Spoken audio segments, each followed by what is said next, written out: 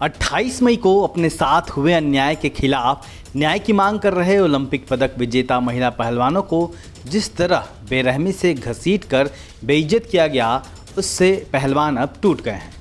उनका हौसला टूट गया है। अपने देश की सरकार से इंसाफ न मिलने के बाद इन पहलवानों ने अब बड़ा फैसला लिया है। वो अपने मेडल को गंगा में बहाने जा रहे हैं। उसके बाद वो इंडिया गेट पर आमरण अनशन करेंगे। इसको लेकर इन पहलवानों ने एक चिट्ठी जारी की है, जिसमें उन्होंने अपना दर्द बयान किया है और अपने फैसले के बारे में बताया है। इस चिट्ठी को बजरंग पूनिया ने ट्विटर पर साझा किया है। इसमें जो लिखा है वह हर भारतीय को झकझोरने वाला है। आप खुद सुनिए। 28 मई को जो हुआ वह आप सब ने देखा। पुलिस ने हम लोगों के साथ क्या व्यवहार किया, हमें कितनी बर्बरता से गिरफ्तार किया। हम शांतिपूर्ण आंदोलन कर रहे थे। हमारे आंदोलन की जगह को भी पुलिस ने तहस नहस कर हमसे छीन लिया और अगले दिन गंभीर मामलों में हमारे ऊपर ही एफआईआर दर्ज कर दी गई। क्या महिला पहलवानों ने अपने साथ हुए यौन उत्पीड़न के लिए न्याय मांगकर कोई अपराध कर दिया है? पुलिस और तंत्र हमारे साथ अपराधियों जैसा व्यवहार कर रही है, जबकि उत्पीड़क खुली सभाओं में हमारे ऊपर फफ्तियाँ कस रहे हैं।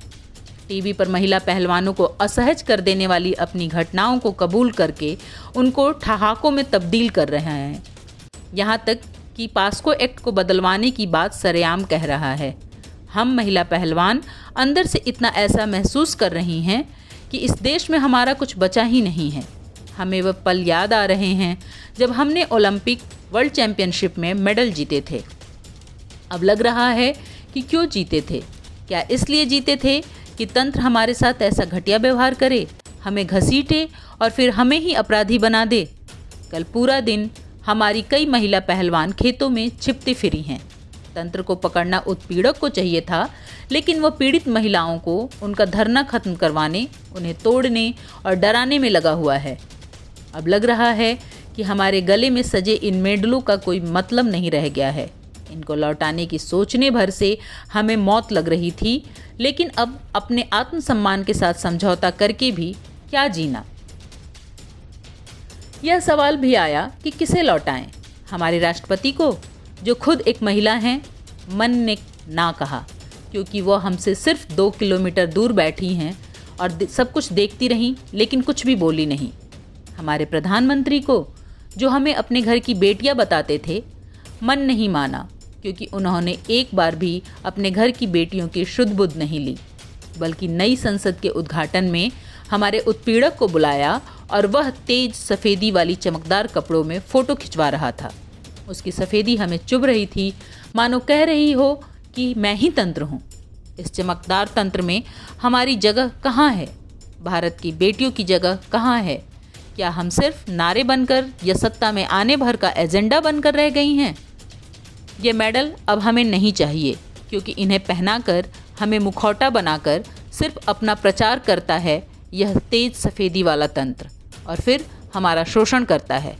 हम उस शोषण के खिलाफ बोलें तो हमें जेल में डालने की तैयारी कर लेता है। इन मेडलों को हम गंगा में बहाने जा रहे हैं, क्योंकि वह गंगा माँ है। जितना पवित्र हम गंगा को मानते हैं, उतनी ही पवित्रता से हमने मेहनत कर इन मेडलों को हासिल किया था। ये मेडल सारे देश के लिए ही पवित्र हैं, और पवित्र मेडल को रखने की सही जगह पवित्र माँ गंगा ही हो सकती हैं, न कि हमें मुखौटा बना फ़ायदा लेने के बाद हमारे उत्पीड़क के साथ खड़ा हो जाने वाला हमारा अपवित्र तंत्र। मेडल हमारी जान है, हमारी आत्मा है। इनके गंगा में बह जाने के बाद हमारे जीने का कोई मतलब नहीं रह जाएगा। इसलिए हम इंडिया गेट पर आमरण अनशन पर बैठ जाएंगे। इंडिया गेट हमारे उन शहीदों की जगह है जिन्होंने देश के लिए अपनी देह त्याग दी। हम उनके जितने पवित्र तो नहीं हैं, लेकिन अंतर्राष्ट्रीय स्तर पर खेलते वक्त हमारी भावनाएं भी उन सैनिकों जैसी ही थीं। अपवित्र तंत्र अपना काम कर रहा है और हम अपना काम कर रहे हैं। अब लोगों को सोचना होगा कि वह अपनी इन बेटियों के साथ खड़े हैं या इन बेटियों का उत्पीड़न करने वाले उस तेज सफ़ेदी वाले तंत्र के साथ। आज शाम 6 बजे हम हरिद्वार में अपने मेडल गंगा को प्रवाहित कर देंगे। इस महान देश के हम सदा आभारी रहेंगे।